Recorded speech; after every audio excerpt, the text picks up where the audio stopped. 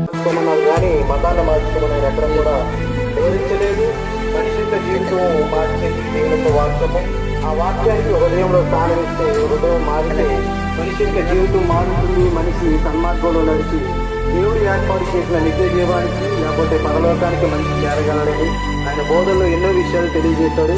కాబట్టి మీరందరూ కూడా ఈ మాటలు వింటున్న మీరు కూడా యేసుక్రీస్తుని సురక్షితంగా అంగీకరించండి. ఆయనే నిజమైన దేవుడు. మానవ హృదయాన్ని మార్చి ఎన్నో మాటలు ఆయన తెలియజేశాడు. మానవుని యొక్క పాపాన్ని ఆ వాడి నుండి దూరం చేయడానికి మనిషి యొక్క పాపాన్ని ఆయన యొక్క శిలువ రక్తంలో కడిగాడు. ఈ లోకంలో మనిషి కొరకు ప్రాణం పెట్టి పరలోకాన్ని విడిచి నిజమైన దేవుడిగా ఈ లోకంలో ఏకైక రక్షకుడిగా నిలిచిన వాడు యేసుక్రీస్తు. కాబట్టి మీ వద్ద చెబుతున్న ఈ మాటలను కూడా మీరు విని ప్రభువైన యేసుక్రీస్తుని సురక్షితంగా అంగీకరించండి. ఆయనే ఈ లోకానికి ఏకైక దేవుడు. ఆయనే నిజమైన దేవుడు. మీ వద్దకు వచ్చిన కరపత్రాన్ని చదవండి. అందులో ఇంకా అమూల్యమైన సంగతులు ఉంటుంది.